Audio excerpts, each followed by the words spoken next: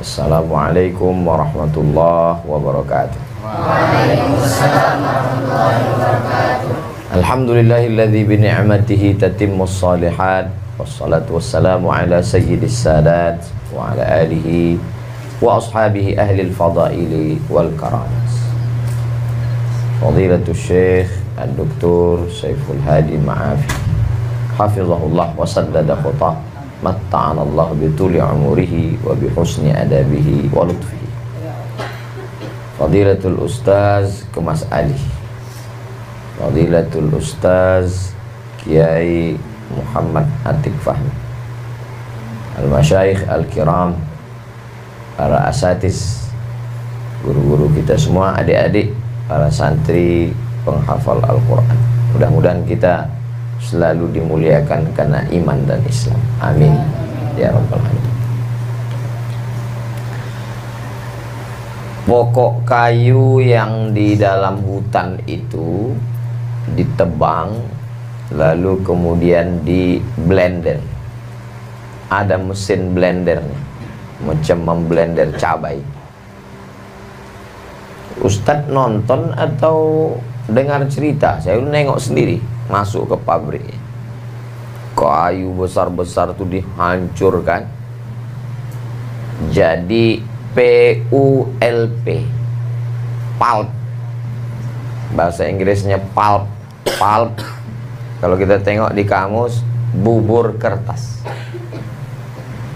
Makanya nama pabriknya Pulp and Paper.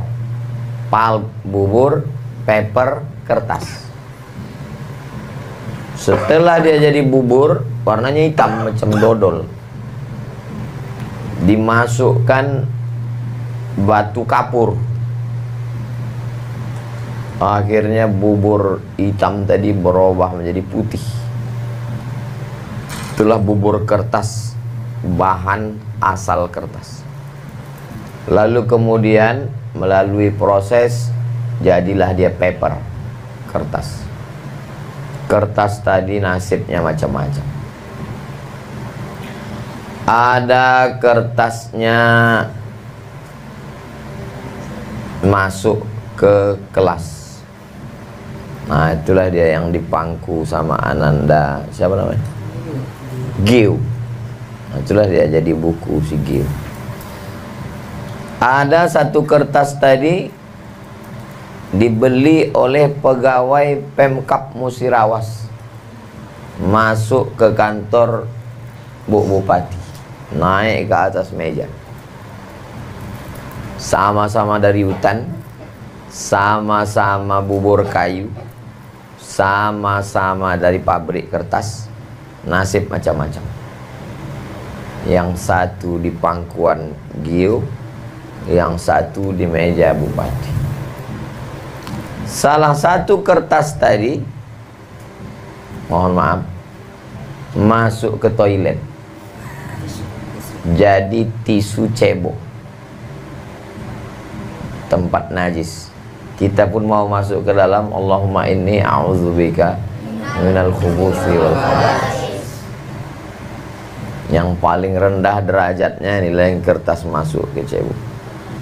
Yang satu lagi bergulung-gulung di atas meja pinggir jalan, ayam penyet, melap mulut habis makan sambal terasi. Udah 4 kelas sudah. Satu di pangkuan santri, satu di kantor bupati, satu di toilet, satu di meja rumah makan. Tapi ada satu kertas, tidak ada yang berani menyentuhnya, karena la yamassuhu illal mutahharun. Tak boleh disentuh kecuali berwuduk dulu. Dan dia pula diletakkan, tak boleh di lantai, letaknya di atas. Semua yang memegangnya tidak ditenteng macam megang buku, tapi dipeluk di dada. Sahabat Nabi setelah membacanya mereka cium, dikasih minyak wangi. Padahal asalnya sama-sama dari hutan juga. Tapi kertas ini beda. Pertanyaannya, kenapa kertas yang satu ini beda? Karena ada tulisan ayat Al-Quran. Itulah dia kertas Al-Quran. Kalau kertas saja bisa jadi sangat mulia karena Al-Quran, apalagi kepala manusia. Kepala kita ini sama semua. Sama semua kepala. Kenapa beda pembungkusnya? Dari bungkusnya itu beda isinya. Kalau begini bungkusnya ini 30 juz. Tapi kalau begini bungkusnya juz 30. Jadi kertas menjadi mulia karena Al-Quran. Sekarang Ustadz mau tanya, di antara 5 kertas tadi, ini anak-anak adik-adik Ustadz nih mau pilih kertas yang mana? Yang di bupati atau yang di toilet? Kertas yang di kantor Bupati Musirawas, atau yang di meja santri, atau yang di meja pecel lele, atau yang di toilet kamar mandi pecel lele, atau yang dipeluk, cium, dimuliakan, dihormati tadi. Jadi kalau begitu kertasnya sama, asalnya sama, pabriknya sama, kayunya sama, hutannya sama. Yang berbeda adalah isinya.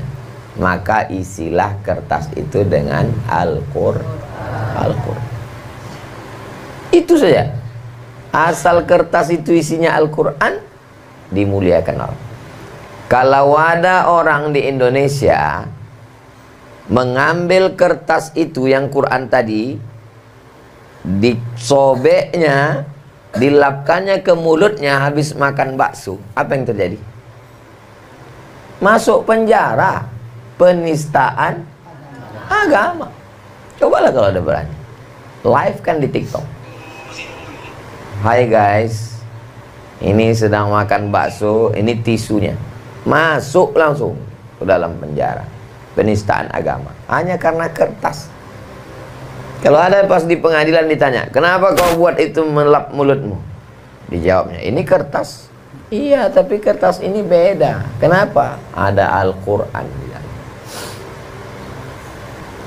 Saya sudah banyak jumpa orang, jumpa ulama berbagai macam negeri. Kalau ketemu kita, pertanyaan ulama itu adalah, dia tak tanya kau S1, S2, S3, tak tanya. Yang pertanyaannya, kam hafizta minal Quran? Itu bertanya. Berapa juz hafal Al-Quran? Kenapa? Karena standar kemuliaan kertas dengan Al-Quran, standar kemuliaan manusia pun dengan Al-Quran. Bukan Ustaz Somad yang ngomong itu. Khairukum, orang yang paling baik di antara kamu.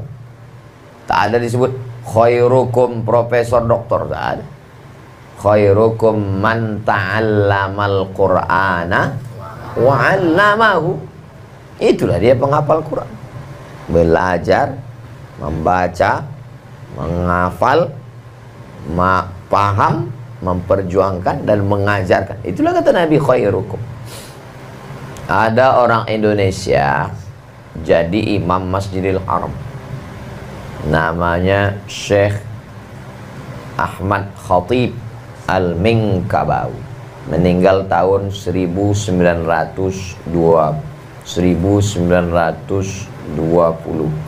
tak salah, 1916.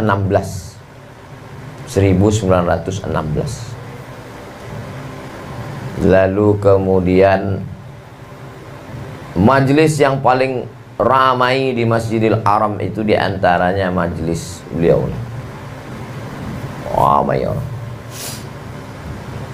Satu malam mimpi dia berjumpa dengan Sayyidina Muhammad sallallahu alaihi wasallam.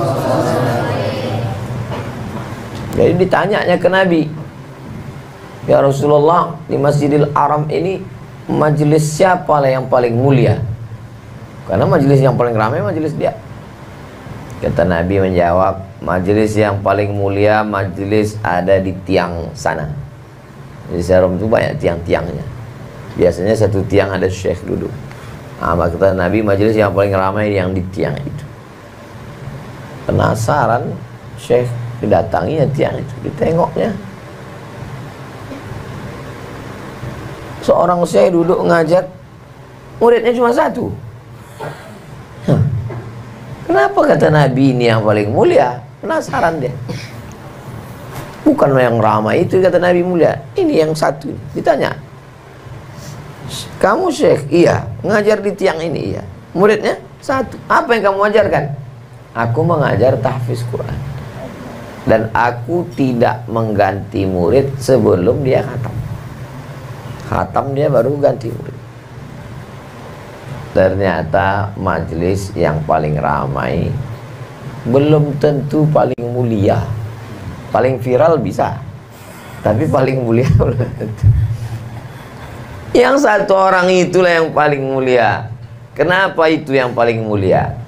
Tafsir, hadis, fikih, usul fikih, mustalah hadis, rijalul hadis, mukhtaliful hadis, arud qawafi, nahu, sharaf, balaghah, ma'ani, bantik, bayan. Induk dari semuanya adalah Al-Qur'an. Makanya kalau sudah itu dipegang Al-Quran, tak ada lain. Tapi orang tidak pernah mau tahu prosesnya. Proses adik-adik saya, anak-anak sekalian ngapal Quran ini orang tak mau tahu. Saya sebelum ke Mesir ada pelatihan bahasa Arab 2 bulan di Jakarta. Pelatihan di Jakarta, jalan-jalanlah kami. Anak-anak yang datang dari daerah yang tak pernah ke Jakarta ini jalan keliling. Kemana kita? Ayo kita jalan. Pokoknya mana gedung tinggi berhenti kita. Nampak gedung tinggi, naik metro mini kami, berhenti. Naik ke atas. Kami sangka mall, rupanya Bundaran HI. Naik ke atas. Sampai ke atas. Tiba-tiba kawan saya ini hilang. Mana dia? Ayo mundur lagi kita cari dia. Mundur. Dia sedang duduk di atas kursi. Duduk dia sendiri. Saya tanya, kenapa kau duduk di sini? Kata dia, ditunjuk. Tengok. Apa? Saya tengok. Tertulis di kursi itu 15 juta. Kursi itu 15 juta. Jadi, kenapa kau duduk sini? Ya paling tidak seumur hidup kita pernah duduk di kursi 15 juta. Tahun 1998. Waktu itu harga kursi 19 juta mahal sekali. Kursi jati. Semua orang mau duduk di atas kursi jati. Harga 15 juta itu. Letaknya di gedung tinggi samping Bundaran HI, ibu kota Republik Indonesia.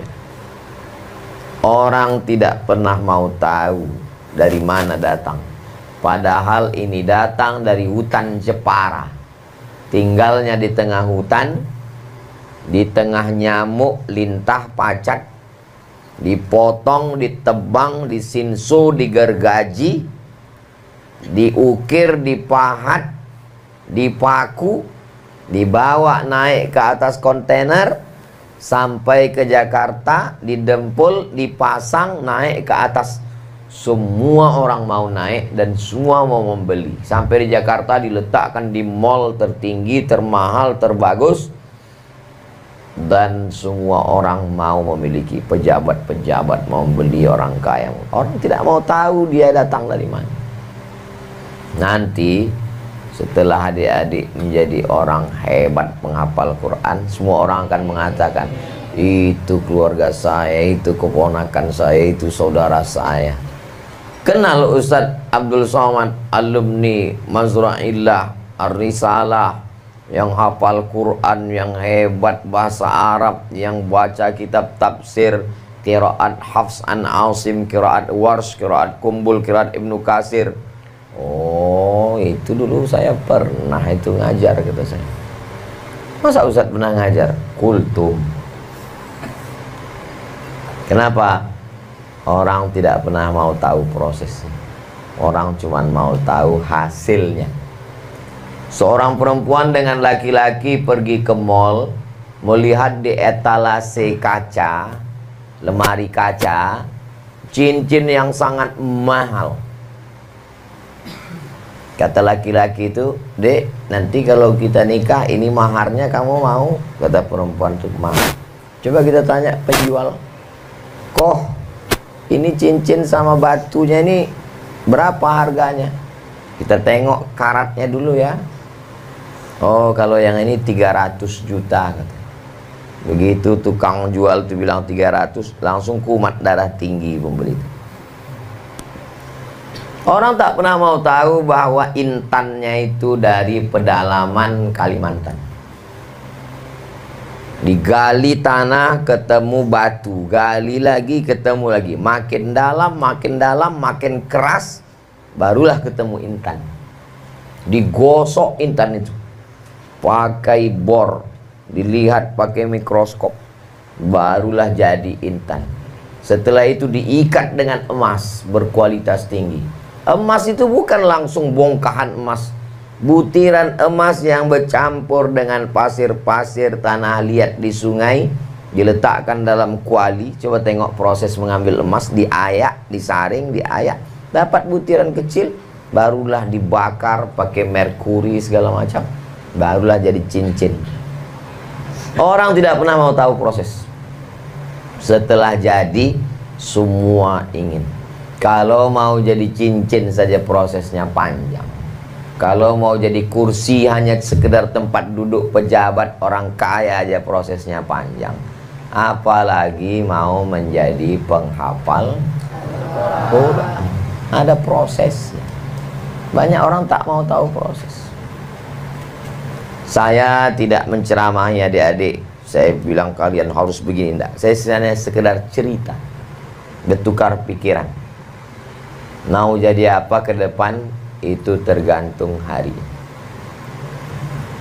Kalau cerita beruntung, beruntung adik-adik dari saya, karena saya sekolah mencari sendiri.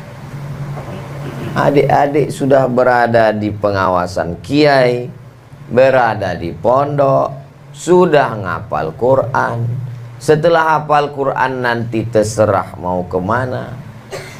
Mau belajar ke Yaman, mau belajar ke UIA, University Islam Antarbangsa, IIU, International Islamic University. Semua ulama-ulama dunia ini mengajar di situ. Ada jalurnya. Mau belajar di Ahqaf, ada jalurnya. Ustadz Somad banyak umur hilang karena mencari sendiri. Dari pondok mau ke Mesir nyari info, belum ada lagi www.google.com. Nyarinya waktu itu informasinya susah minta ampun. Tulis pakai surat, baru dapat. Kirim seminggu kawan baru balas. Mat, ada tes di Medan. Tengok tanggal, besok pendaftaran terakhir. Surat dia sampai di Pekanbaru jam 1 siang. Naik bis ke Medan 12 jam. Belum bilang sama orang tua. Berangkat sore jam 5, jam 5 subuh besok sampai Medan. Pendaftaran hari terakhir. Hilang waktu. Hanya gara-gara informasi susah. Adik-adik, umur. Maka tadi waktu disebut SMP sudah hafal Quran, SMA kelas 1 sudah hafal Quran. Dalam hati saya, oh, aku dulu tak semudah ini informasi.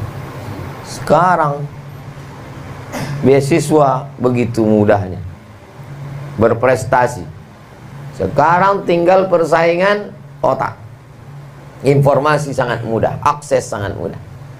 Dan yang paling dicari orang sekarang penghafal Quran. Penghafal Quran dicari orang sekarang. Saya tausiah tabligh akbar di Universitas Islam Indonesia UII Yogyakarta. Apa kata Pak Rektor Ustadz Abdul Somad? Di Fakultas Kedokteran kita yang paling banyak dapat beasiswa adalah penghafal Quran, karena beasiswa full untuk yang hafal Quran.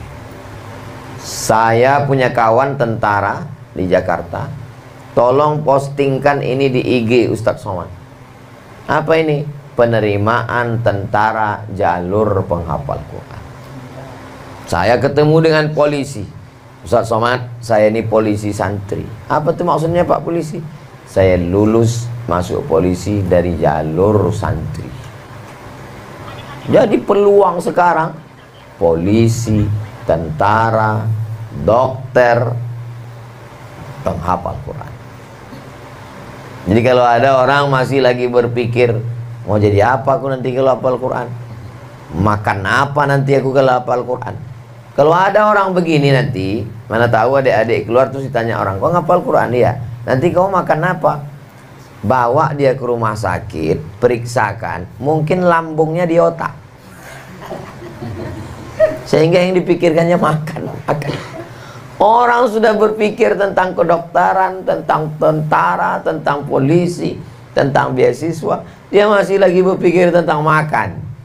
Ternyata dia tidak update ilmu pengetahuan, kemajuan luar biasa. Menghafal Quran sekarang sedang dicari-cari orang.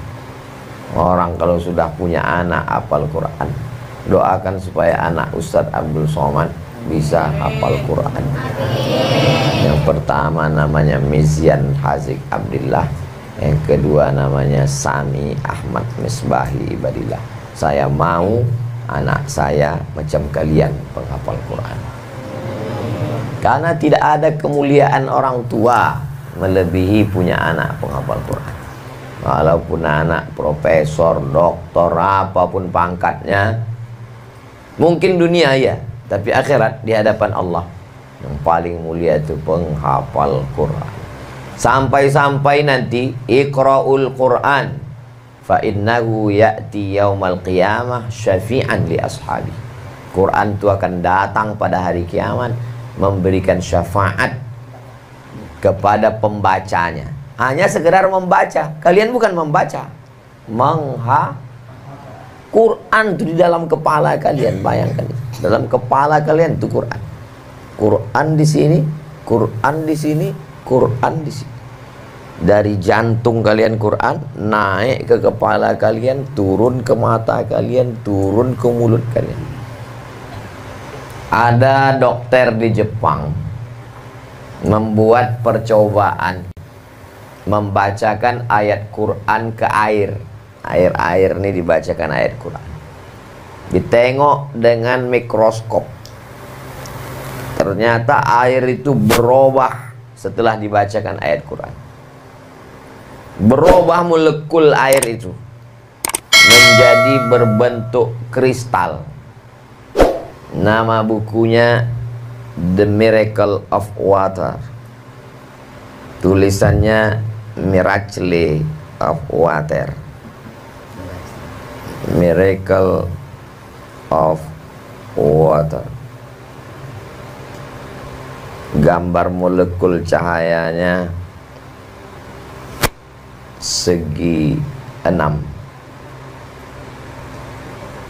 macam bunga setelah dibacakan ayat-ayat Quran. Itu maka kalau ada qori baca Quran dibuka tutup air minum. Dalam badan kita ini minyak atau air? Air. Diambil air dibacakan Quran. Kalian Quran itu betul yang kalian baca tiap hari, dan di dalam badan kalian air, darah. Darah di dalam badan itu berpengaruh karena bacaan ayat-ayat Al-Quran. Bayangkan itu beruntung. Bagaimana ibu yang melahirkan anak, cemana membalas ibu saya? Cemana saya membalas almarhumah emak saya yang melahirkan saya, meregang nyawa, membesarkan saya? Tak bisa saya balas.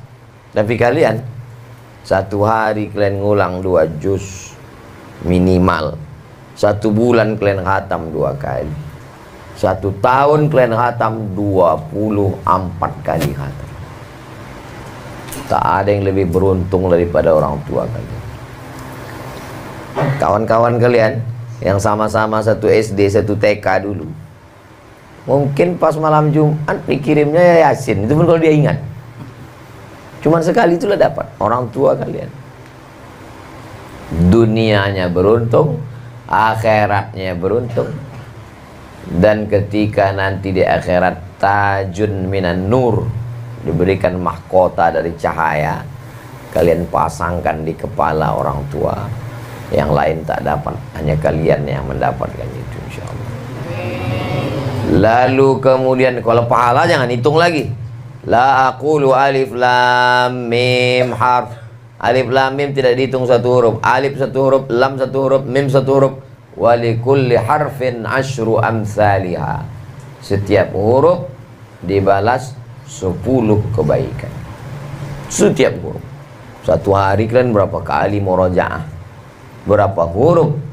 Kalau cerita masalah pahala. Masalah kecerdasan otak, kalianlah orang paling cerdas.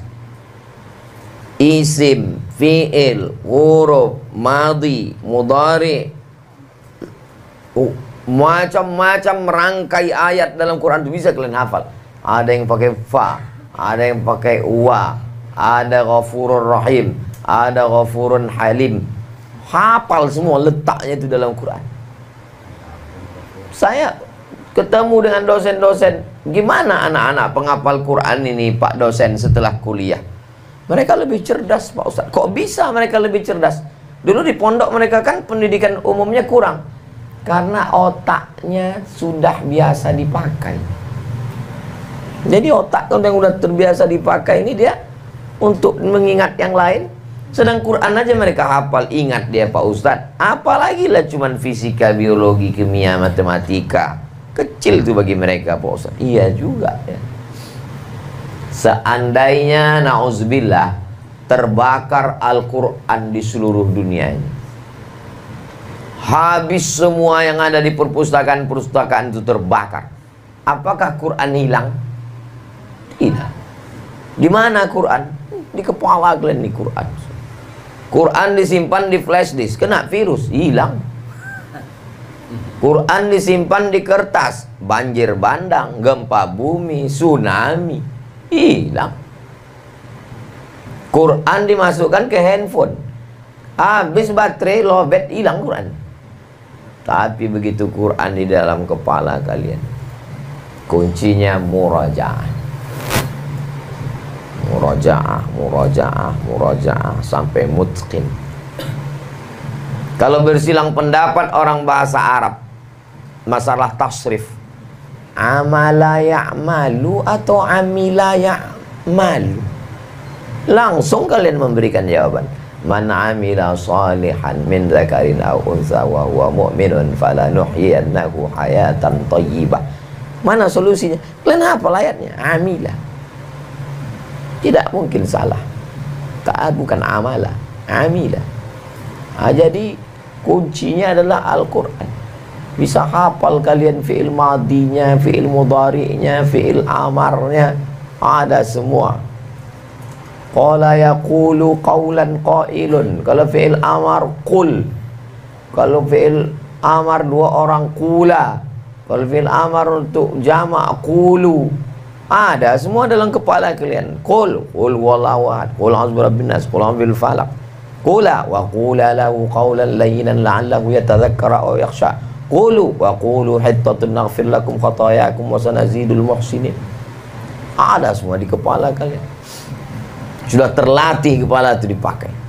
Makanya ada musabaqah otak internasional.